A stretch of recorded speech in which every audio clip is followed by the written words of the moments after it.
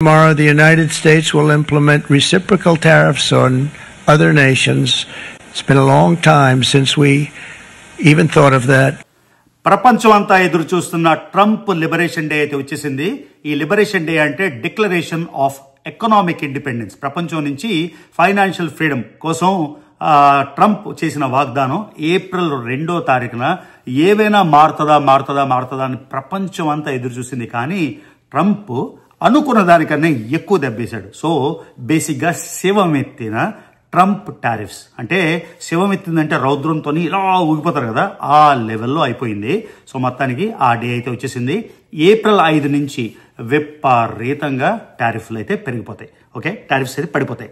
So ఆ టారిఫ్లోని Trump మామ తమ భేదాలు లేకుండా, ఓకే ఇదిగోండి 20% యూరోపియన్ యూనియన్ మీద 20%, ఓకే తర్వాత జపాన్ చాలా ఫ్రెండ్ 24%, చైనా మీద 34%, 25% అన్ని ఫారిన్ కార్స్ మీద.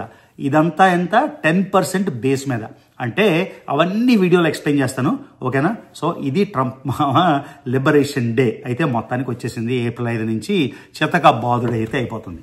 Okay, For India, very, very tough, very tough. The Prime Minister just left, and he's a great friend of mine, but I said, you're a friend of mine, but you're not treating us right. They charge us 52%. You have to understand, we charge them almost. ఇప్పుడు భారతదేశానికి ఆయన పొగుడుతూనే లంపకాయలేశాడు.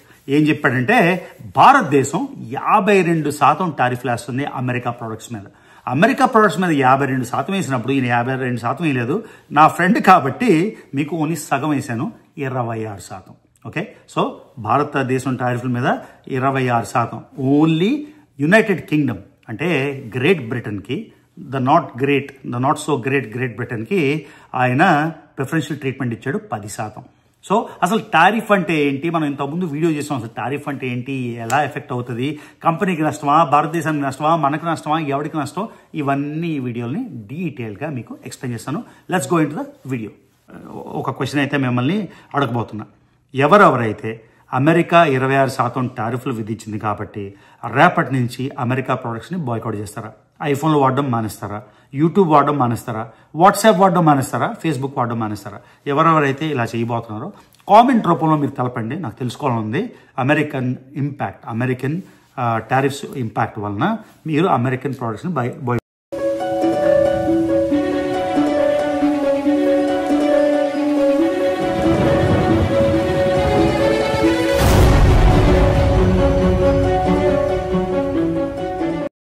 So explain చేసినట్టు liberation day వచ్చేసింది. So 4 గంటలకి eastern standard టైంలో market close అయిపోయింది. బాగా పెరిగింది, ఎందుకంటే అందరికీ చిన్న హోప్ ఉండింది ఈ టారిఫ్స్ ఏమైనా రావేమో అని. సో ప్రస్తుతం నేను చూస్తున్నాను డౌ ఫ్యూచర్స్ అంటే డౌ జోన్స్ ఫ్యూచర్స్ 855 పాయింట్లు డౌన్ ఉంది, అంటే 2% డౌను. S&P ఫ్యూచర్స్ అదేమో 2.79%, 2.79% డౌను. Nasdaq 3.32% down. రేపు అకౌంట్లు చూడాలంటేనే భయంగా ఉంది. సో ఇది పరిస్థితి.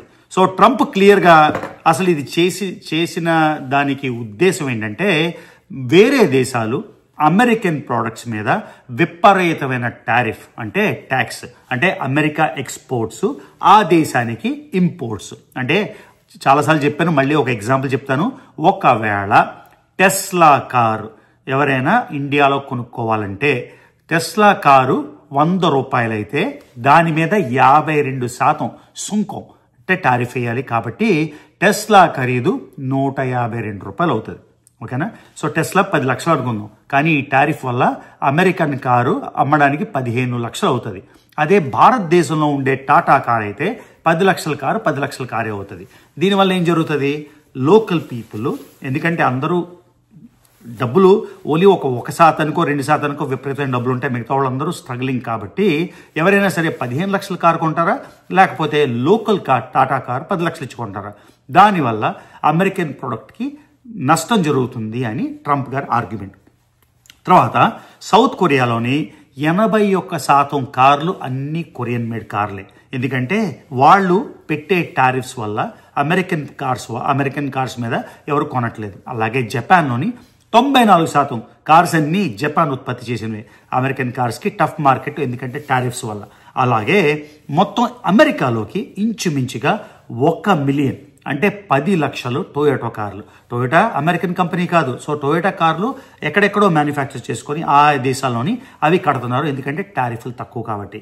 సో పెద్ద ఆయన ఆర్గ్యుమెంట్ ఏంటంటే, వాళ్ళు మన కారు మీద 26%, 80%, 30% ఎంతో పర్సెంట్ విధిస్తారు కాబట్టి మనం కూడా వాళ్ళ కారు మీద అదే రకమైన టారిఫ్ సుంకం విధిస్తే, for example Tesla car American made, American technology. ఇక్కడ మీకు అమెరికాలో మీకు టెస్లా దానిలో చెప్పాను, మెగా ఫ్యాక్టరీ కాలిఫోర్నియాలో ఉంది, న్యూయార్క్లో గిగా ఫ్యాక్టరీ ఉంది, ఆస్టిన్లో గిగా ఫ్యాక్టరీ ఉంది, నెవాడాలో గిగా ఫ్యాక్టరీ ఉంది. సో అది లోకల్లీ మేడ్ కాబట్టి ఈ టారిఫ్స్ వలన టెస్లాకి పెద్ద ఇంపాక్ట్ ఉండదు, అంటే అమెరికాలో లోకల్ మేడ్ కార్స్ కాబట్టి. సో ఇప్పుడు టెస్లా కారు $50,000 అనుకుందాం. $50,000 టెస్లా కారు 50,000 ఉంటుంది. కానీ 50,000 ఖరీదు చేసే టొయోటా ఈ టారిఫ్ల వల్ల 25% ఆటో మార్కెట్ పెరిగింది కాబట్టి అది $62,500 అవుతుంది. సో ఎవరికైనా 2 కాంపరబుల్ మోడల్, ఒకేలాంటి మోడల్ చూసుకుంటే ఒక టెస్లా, ఒక టొయోటా 12,500 ఎందుకు పెడతారు ఎక్స్ట్రా? అందుకని ఫోర్స్ఫుల్గా అమెరికన్ ప్రోడక్ట్ కొంటారు అని ఆయన లాజిక్. ఆయన ఏం చెప్తున్నారంటే, ఈ టారిఫ్స్ వల్ల లోకల్ మార్కెట్స్ ఇంప్రూవ్ అవుతాయి, లోకల్ ప్రొడక్షన్ సెంటర్స్ ఇంప్రూవ్ అవుతాయి. ఫర్ ఎగ్జాంపుల్ అల్యూమినియం భారతదేశం నుంచి వాళ్ళు తెచ్చుకుంటున్నారు, ఏంటి టారిఫ్ లేకుండా. అది టారిఫ్ లేకుండా ఉంటుంది కాబట్టి అల్యూమినియం ఫర్ ఎగ్జాంపుల్ చాలా చవకగా భారతదేశం నుంచి కొనుక్కుంటున్నారు. ఓకే, అందువల్ల ఏమవుతుంది, ఫర్ ఎగ్జాంపుల్ ఒక అల్యూమినియం ఎగ్జాంపుల్కి ఉదాహరణకి ఒక క్యాన్ కొనుక్కుందాం అనుకున్నాం.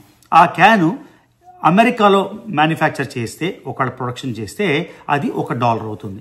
కానీ భారతదేశం నుంచి అదే 90 పైసలు అంటే 90 సెంట్లకే అది కొనుక్కుంటున్నారు అనుకుందాం. కానీ ఇప్పుడు ఆ అల్యూమినియం మీద ఆయన టారిఫ్ విధించడం వల్ల ఆ 26%, ఇప్పుడు ఆ 90 పైసలు కాస్త 116 పైసలు ఎంత అయింది. కానీ అమెరికాలో అదే ప్రోడక్ట్ $1కి వస్తుంది, అంటే రూపాయికి వస్తుంది. కాబట్టి లోకల్ ప్రొడక్షన్ పెరుగుతుందని, ఇక్కడ మ్యానుఫ్యాక్చరింగ్ ఇంప్రూవ్ అవుతుందని, ఇంప్రూవ్ అవడం వల్ల లోకల్ పీపుల్కి జాబ్స్ వస్తాయని. ఇది ఓవర్ నైట్ అవుతుందా అంటే అవ్వదు. కానీ ఇండిపెండెన్స్ వచ్చిన వెంటనే, బ్రిటిష్లో వెళ్ళిపోయిన వెంటనే భారతదేశానికి ఇండిపెండెన్స్ వచ్చింది. ఓవర్ నైట్ అంతా సరిగా అయిపోయినా లేదు కదా, టైం పడుతుంది. సో ఆయన ఆర్గ్యుమెంట్ ఏంటంటే, వేరే వాళ్ళు మన మీద విపరీతమైన సుంకాలేసి టారిఫ్లు వేసి మనల్ని దోచేస్తున్నారు, మన ప్రోడక్ట్స్ అమెరికన్ ప్రోడక్ట్స్ అక్కడ అమ్ముడు పోకుండా చూస్తున్నారు, అందుకని మనం కూడా ఎగ్జాక్ట్గా అదే చేద్దాము అని చెప్పాడు.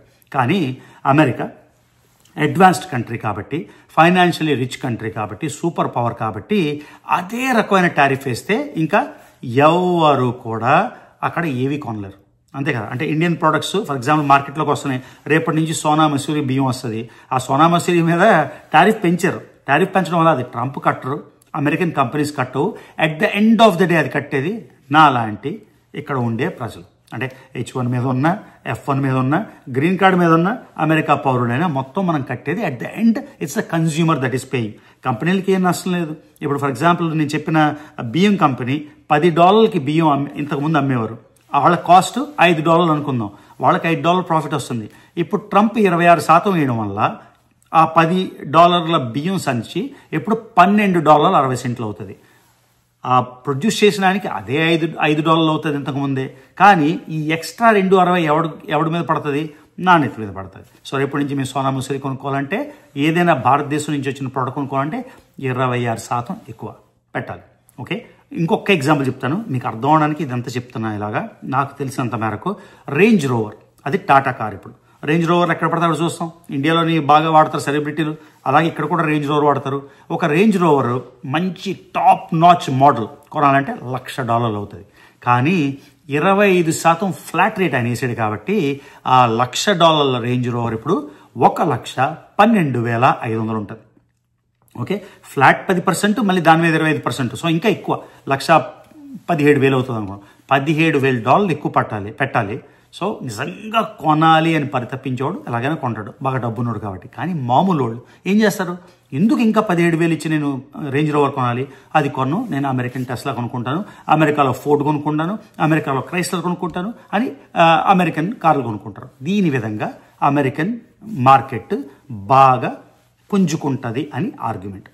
అందరికీ ఇప్పటిదాకా ఓకేనా? నేను చెప్పింది అర్థమైందా? ట్రంప్ ఎంత స్ట్రిక్ట్గా ఉన్నాడంటే డి మినిమిస్ అని ఒక ప్రావిజన్ ఉంది. ఆ ప్రావిజన్లోని ఏదైనా సరే షిప్మెంట్ $800 కన్నా తక్కువ అయితే దానికి tax free. Okay, for example ఒక షిప్మెంట్లోని 80 రైస్ బస్తాలు వచ్చాయి, అది $800, దానికి ట్యాక్స్ ఫ్రీ. ఓకే, అలాగా ఎన్నో $బిలియన్ ఈ ఎక్సెంప్షన్ ఈ రౌట్ మీద, ఈ లూప్ హోల్ మీద వచ్చేస్తుంది. ఆఖరికి అది కూడా ఆయన క్యాన్సిల్ చేశాడు. క్యాన్సిల్ చేసి తర్వాత మైండ్ మార్చుకొని ప్రస్తుతానికైతే ఆ క్యాన్సిలేషన్ డిలే చేశాడు. కానీ అది ఎప్పుడైనా రావచ్చు. సో ఈ $800 లూప్ హోల్ కూడా వాళ్ళు క్లియర్గా పసిగట్టారు. అంతేకాకుండా మీకు చెప్పినట్టు ఇందాక ఎగ్జాంపుల్లోని అమెరికాలోకి వచ్చే ప్రతి ప్రోడక్టు 10% బేస్ టారిఫ్. ఆ బేస్ టారిఫ్ మీద ఆ దేశం ఏ దేశం అయితే మనకు ఎంత టారిఫ్ విధిస్తుందో అందులో అప్రాక్సిమేట్గా 50%. ఓకే, ఇందాక మీకు చెప్పిన ఎగ్జాంపుల్లోని చైనా. సో చైనా నుంచి ఫర్ ఎగ్జాంపుల్ ఇక్కడ వచ్చే చిన్న చితికి చీప్ మాప్వి, కాయ్, వుడ్ సామాన్లు, టీవీ స్టాండ్లు, లేకపోతే మనం కొనుక్కునే అన్ని చీప్ ప్రోడక్ట్స్ అన్ని చైనీస్వి. సో ఆ చైనీస్ ప్రోడక్ట్లకి ఎలా అంటే ఇంతకుముందు $100 ఖరీదు చేసే చైనీస్ ప్రోడక్ట్కి మిగతా వాళ్ళకి 10% బేసు, కానీ చైనాకి 20% బేసు. ఓకే, 20% ఎక్స్ట్రా టారిఫ్ అలా పడిపోతుంది.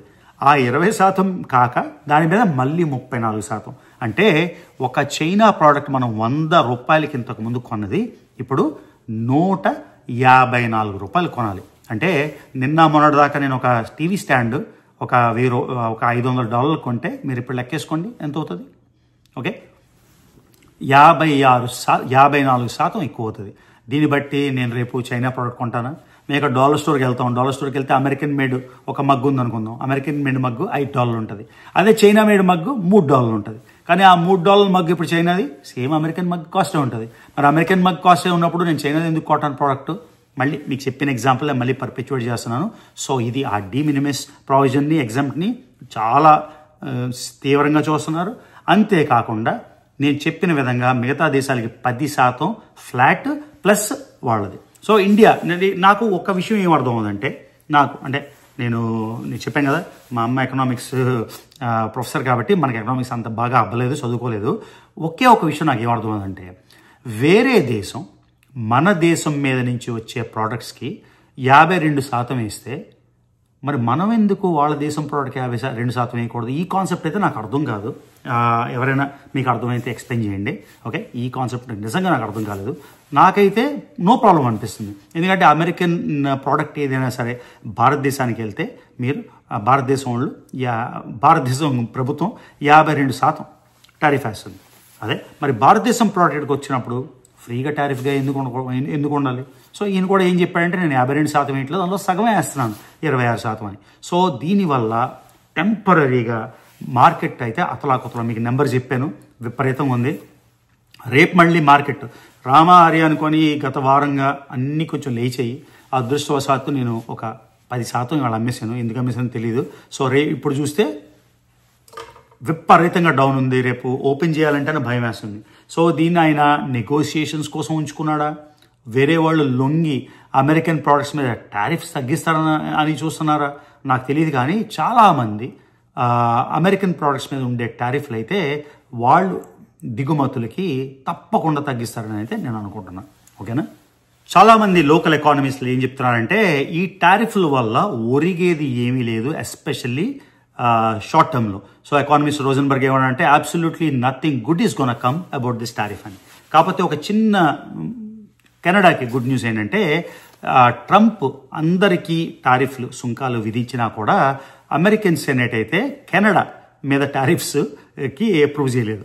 4 రిపబ్లికన్ సెనేటర్లు ట్రంప్ మాటకి ఎదురు చెప్పి కెనడా మీద టారిఫ్స్ లేకుండా చేశారు. కానీ కెనడా ఇంతకు ముందు అయితే విపరీతంగా వాళ్ళు కూడా కౌంటర్ మెజర్స్ ఏదేదో చేస్తా ఉన్నారు. తర్వాత సౌత్ కొరియా ఎమర్జెన్సీ మోడ్లోకి వెళ్ళిపోయి ఎవరెవరైతే, ఎందుకంటే కియా మోటార్స్, కియా అంతా సౌత్ కొరియానే. సో అమెరికాలో ఇప్పుడు కియాకి పెద్ద ఛాలెంజ్, ఎందుకంటే 25%, 10+25 35% వల్ల. సో అందుకని సౌత్ కొరియా ప్రెసిడెంట్ ఎమర్జెన్సీ మోడ్లోకి వెళ్ళిపోయి కంపెనీస్ ఎవరెవరైతే ఎఫెక్ట్ అయ్యారో వాళ్ళకి ఎలాగైనా హెల్ప్ చేయాలని ఆయన పెట్టుకున్నాడు. ఆస్ట్రేలియా అయితే రెసిప్రోకల్ టారిఫ్స్, ఎందుకంటే ట్రంప్ మొండోడు, ఈయన 20 వేశారని ఆస్ట్రేలియాలో ఇంకో 20% పెంచితే ఈయన 40 పెంచుతాడు. సో ఏమంటారు, an eye for the eye makes the world blind అని. సో ప్రస్తుతానికైతే కండిషన్ అది ఎలాగ ఇవాల్వ్ అవుతుందో ఎలాగ బెటర్ అవుతుందో తెలియదు, కానీ ప్రస్తుతానికైతే మార్కెట్ పరంగా గంభీరంగా ఉంది. కానీ ట్రంప్ లోకల్ వాళ్ళు చెప్పేది ఏంటంటే ఈ మార్కెట్లోని బాగా పులిసిపోయిన వాళ్ళు, డబ్బులు ఉన్న వాళ్ళు ఉంటారు, ordinary man, common man, auto workers, manufacturing workers, వీళ్ళందరికీ కోట్లు ఉండవు, కాబట్టి వాళ్ళు పెద్దగా ఎఫెక్ట్ అవ్వరు అని ఆయన కూడా రిపబ్లికన్ ప్రెసిడెంట్ అయిన డెమోక్రాట్ ప్రిన్సిపల్స్లో మాట్లాడుతున్నాడు. సో ఎవరెవరైతే క్యాపిటలిస్టులు అందరూ ట్రంప్కి ఏదో అవుతుందని ఏమంటారు, జరిగిందో ఏంటి, ఊహించింది ఒకటి జరిగిందో ఒకటిలాగా పాట ఉంటుంది కదా, బుల్బుల్ పిట్ట అని, ఊహించింది ఒకటి జరిగింది ఒకటి, బోల్తా కొట్టిందిలే బుల్బుల్ పిట్ట అని. సో బేసిక్గా సంథింగ్ ఆఫ్ దట్ సార్ట్ అయింది. రిపబ్లికన్ ప్రెసిడెంట్కి ఎకానమీ బాగుంటుంది, లేకపోతే ఎకానమీ బాగుంటుందంటే మళ్ళీ దీనికి చాలా డీటెయిల్గా అనాలిసిస్ ఇవ్వచ్చు. ఎకానమీ బాగుంటుందంటే లాంగ్ టర్మ్లో ఎకానమీ బాగుంటుందని ఆయన ఉద్దేశం. ఆయన కూడా సరదాగా టైంపాస్ చేయట్లే కదా. కాకపోతే షార్ట్ టర్మ్గా నేను చెప్పలేను ఎంత ఘోరంగా బ్లీడ్ అవుతుందంటే అకౌంట్లన్నీ 20% 30, 40, 50% కూడా రెడ్యూస్ అయిపోయింది. సో అనుకున్నది ఒకటి జరిగింది ఒకటి, బోల్తా కొట్టిందిలే బుల్బుల్ పెట్ట, సేమ్ అలానే జరుగుతుంది ప్రస్తుతానికి. కాకపోతే ఇది ప్రపంచం మొత్తాన్ని ఎఫెక్ట్ అవుతుంది. ఇండియా, భారతదేశంకి మీకు క్లియర్గా చెప్పాను, ఎన్నో ఎగ్జాంపుల్స్ ఉదాహరణలు చెప్పాను. 26% ఎక్స్ట్రా ప్రొడక్ట్స్ కట్టడం వల్ల ఎంత ఘోరంగా అంటే ఏ విధంగా భారతదేశం, మొన్న ఎప్పుడో జయశంకర్ గారు ఇంటర్వ్యూ చూశాను, ఆయన ఏమంటున్నారంటే ఇది జరగబోతుందని మాకు తెలుసు, దాన్ని ఎలా ఎదుర్కోవాలో మాకు తెలుసు అని జయశంకర్ గారు చెప్పారు. ఓకే, సో ఇది ప్రస్తుతానికి జరిగింది ఇవాటి వరకు. సో చాలా కంపెనీస్ ఈ చైనా అమెరికా గొడవ నుంచి తప్పించుకోవడానికి వాళ్ళందరూ వియత్నాం అనే దేశంలోని, మీకు తెలుసుగా వియత్నాం సౌత్ ఈస్ట్ ఏషియాలోని వియత్నాంలో పెట్టారు మొత్తం ప్లాన్స్ అని. సో ట్రంప్ ఏం చేశాడంటే చాలా ఎక్కువ టారిఫ్ చైనాకి 34, 20 ప్లస్ 34, 32, అది 54 అయింది, 20 ప్లస్ 30, 54 అయింది. కానీ వియత్నాం మీద 46% టారిఫ్ వేశాడు. 46% టారిఫ్, మరి టారిఫ్ అని అంటున్నా. సో టారిఫ్ వేశాడు. కాబట్టి వియత్నాం నుంచి వచ్చే స్పోర్ట్స్ గూడ్స్, హాకీ బ్యాట్లు, క్రికెట్ బ్యాట్లు, నైకీ షూస్, వీటన్నిటి మీద ఇప్పుడు 10 ప్లస్ 46, 56% పైకి వెళ్ళిపోతాయి. కాబట్టి ఇన్ ద షార్ట్ టర్మ్ ఇప్పుడు ఏం జరుగుతుందో, ఇప్పుడు మార్కెట్కి వెళ్తే రేపో ఎల్లుండో ఎప్పుడో మార్కెట్కి వెళ్ళి మీకు రేట్లు చూపిస్తాను. ఇక్కడ ఈ టారిఫ్లు ఏప్రిల్ 5న వెళ్తాయి కాబట్టి ఏప్రిల్ 6న మీకు చూపిస్తాను ఏ విధంగా ఊచకోత జరుగుతుందో ఆర్డినరీ కన్జ్యూమర్కి. ఆయన మ్యానుఫ్యాక్చరింగ్ ఫోర్స్ని రక్షించడానికి, లాంగ్ టర్మ్లోని మ్యానుఫ్యాక్చరింగ్ పెంచడానికి ఇవన్నీ చేస్తున్నాడు. కానీ ప్రస్తుతానికి వాళ్ళు $100 కొనుక్కునే ప్రోడక్ట్ని ఇప్పుడు 150 ఇచ్చి కొనుక్కుంటే జనాలందరూ యూజువల్గా హ్యాండ్ టు మౌతే ఉంటారు కదా, అంటే రిచ్ పీపుల్ గురించి మాట్లాడకుండా మిడిల్ క్లాస్ గురించి, వాళ్ళకి వచ్చే డబ్బులు 99% ఖర్చు పెట్టేయాలి. ఇవన్నీ పెరగడం వల్ల ఏం జరుగుతుంది? తర్వాత మీకు మన లంబర్ గురించి ఎగ్జాంపుల్ చెప్పాను, హౌస్ ప్రైసెస్ గురించి. ఓన్లీ 70% లంబర్ అంటే ఇక్కడ ఇళ్ళన్నీ వుడ్తో చేస్తారు కాబట్టి మనకు కావాల్సిన ఉత్పత్తికి, అంటే మనకి మ్యానుఫ్యాక్చరింగ్కి, ఇల్లు కన్స్ట్రక్షన్స్కి కావాల్సింది కేవలం 70% ఇక్కడ ఉంది. మిగతా 20 నుంచి 30% వేరే దేశాల నుంచి తెప్పించుకోవాలి. ఇప్పుడు ఈ టారిఫ్ వార్ వల్ల ఆ 25%, 30% లంబర్ ఎక్కువైపోతుంది. కాబట్టి హౌస్ రేట్లు పెరుగుతాయి. ఇల్లు రేట్లు పెరిగితే ఏమవుతుంది? ఇన్ఫ్లేషన్ పెరుగుతుంది, ద్రవ్యోల్బణం పెరుగుతుంది. ద్రవ్యోల్బణం పెరిగితే ఏమవుతుంది? ఇంట్రెస్ట్ రేట్లు పెంచాలి. అంటే ఇప్పుడు 6%కే లోన్స్ ఇచ్చింది 8% అవుతుంది. 8% రావడం వల్ల అది ఏమవుతుంది? ఇల్లు ఆల్రెడీ ఈ లంబర్ వల్ల విపరీతంగా ఖర్చు పెరిగిపోతాయి. సో దీనివల్ల ఇన్ఫ్లేషన్ విపరీతంగా పెరుగుతుంది. ఇన్ఫ్లేషన్ కంట్రోల్ చేయడానికి ఇంట్రెస్ట్ రేట్లు పెంచుతారు. సో ఇదంతా ఒక జిగ్సా పజిల్ లాగా, కాంప్లికేటెడ్ వెబ్ లాగా తయారైంది. సో ట్రంప్ ఒక డెసిషన్తో మొత్తం ప్రపంచం అతలాకుతలం అంటే అతలాకుతలం అయితే అయిపోయింది. సో మొత్తానికి భారతదేశం అయితే ఇది మిక్స్డ్ బ్యాగ్ లాగా, ఇది బ్యాడ్ లాగా అయితే చూడలేదు. వాళ్ళు ఏమంటారంటే ఇండియాకి ఇచ్చిన 26% ఏంటంటే 10% కాకుండా 26%లోని 10% అయితే ఏప్రిల్ 5 నుంచి, మిగతా 16% ఏప్రిల్ 10 నుంచి వస్తుంది. సో భారతదేశం ఏమంటుందంటే ఒక స్పెషల్ బైలాటరల్ అగ్రిమెంట్ సెప్టెంబర్, అక్టోబర్లోని అమెరికాతో చేసుకుంటాం కాబట్టి మేమైతే దీన్ని డీల్ చేయగలము అన్న ఆనందంలో ఉన్నారు. ప్లస్ వాళ్ళు కూడా ఏంటంటే ట్రంప్ రెసిప్రోకల్ టారిఫ్స్ అంటే వేరే దేశం ఎంత చార్జ్ చేస్తుందో అంతే చార్జ్ చేయకుండా భారతదేశానికి ఓన్లీ సగం వేసాడు కాబట్టి దాన్ని మేము బాగానే ఎదుర్కోగలము అని భారతదేశం చెప్తుంది. సో దీని గురించి ఎలాగా ఏం మెటీరియలైజ్ అవుతుంది, ఎలా మెటీరియలైజ్ అవుతుంది, ఎలా ఎఫెక్ట్ అవుతుంది, ఇవన్నీ సబ్సిక్వెంట్ డేస్లోని రాను మీకు అయితే ఎక్స్ప్లెయిన్ చేస్తాను. సో ఇవాళ జరిగిన లిబరేషన్ డే గురించి మీకు క్లియర్గా అర్థమైందని నేను అనుకుంటున్నాను. సో నాకు ఒక క్వశ్చన్ అయితే మిమ్మల్ని అడగబోతున్నా. ఎవరెవరైతే అమెరికా 26% టారిఫ్లు విధించింది కాబట్టి రేపటి నుంచి అమెరికా ప్రొడక్ట్స్ని బాయ్కాట్ చేస్తారా? ఐఫోన్లు వాడడం మానేస్తారా? యూట్యూబ్ వాడడం మానేస్తారా? వాట్సాప్ వాడడం మానేస్తారా? ఫేస్బుక్ వాడడం మానేస్తారా? ఎవరెవరైతే ఇలా చేయబోతున్నారో కామెంట్ రూపంలో మీరు తెలపండి, నాకు తెలుసుకోవాలనుంది. అమెరికన్ టారిఫ్స్ ఇంపాక్ట్ వలన మీరు అమెరికన్ ప్రొడక్ట్స్ని బాయ్కాట్ చేస్తారు. ఎందుకంటే నేను చాలా విషయాలు చూశాను. ఇండియా F-35 కొనడానికి ఒప్పందం చేసుకుందని, కానీ ఈ అమెరికా టారిఫ్స్ వలన, ట్రంప్ పాలసీల వలన చాలామంది ఫ్రెండ్లీ కంట్రీసే మేము F-35 మేము కొనం, అమెరికన్ ప్రొడక్ట్స్ బ్యాన్ చేస్తామని. అలానే ఇండియా కూడా F-35 గురించి ఆలోచిస్తుంది. ఎందుకంటే ప్రధానమంత్రి గారు ఇక్కడికి మోదీ గారు వచ్చినప్పుడు ట్రేడ్ డెఫిసిట్ మీకు చెప్పే కదా, ట్రేడ్ డెఫిసిట్ అంటే మళ్ళీ ఒక్కసారి ఎక్స్ప్లెయిన్ చేస్తాను. భారతదేశం అమెరికాకి ఎంత ఎగుమతులు చేస్తుందో, ఓకే, అంటే 100 రూపాయలు ఎగుమతులు చేస్తుంది. కానీ అమెరికా తిరిగి భారతదేశానికి ఎంత ఎగుమతి చేస్తుంది? ఒక 50 రూపాయలు అనుకుందాం. ఓకే, భారతదేశం మనకి 100 రూపాయలు సరుకులు అమ్ముతుంది, కానీ అమెరికా కేవలం 50 రూపాయలు సరుకు అమ్ముతుంది. అప్పుడు 50 రూపాయలు ట్రేడ్ సర్ప్లస్ అంటారనమాట. సో ఆ ట్రేడ్ సర్ప్లస్ ఎన్నో $1 బిలియన్ ఉంది. అది కరెక్ట్గా నెంబర్ నేను 80 బిలియన్ 65 బిలియన్ సంథింగ్ ఉంది. నేను లాస్ట్ టైం మీకు క్లియర్గా చెప్పాను. ఆ 85 కాంపెన్సేట్ చేయడానికి, బ్యాలెన్స్ చేయడానికి అమెరికా నుంచి డిఫెన్స్ ఎక్విప్మెంట్ F-35లు ఇవన్నీ కొంటాను అంటుంది. కానీ ఈ బైలేటరల్ అగ్రిమెంట్లో ఏమైనా మారుతుందా, భారతదేశం దీన్ని ఎలా ఎదుర్కొంటుందో అవన్నీ మనం వేచి చూడాల్సింది. సో యాజ్ ఆల్వేస్ మీకు ఈ వీడియో నచ్చింది అనుకుంటాను. నా సాయశక్తిలో నాకు తెలిసిన ఇన్ఫర్మేషన్ అయితే మీతో షేర్ చేసుకున్నా. మీకు ఎవరికైనా డౌట్ ఉంటే, లేకపోతే మీకేమైనా ఒపీనియన్ ఉంటే కింద కామెంట్ రూపంలో తెలపండి. As always more than 1 video నాకు చూసినట్టయితే మర్చిపోకుండా రవి తెలుగు ట్రావెల్ ఛానల్కి సబ్స్క్రైబ్ చేసుకోండి, వీడియోస్ లైక్ చేయండి, షేర్ చేయండి. See you in the next video.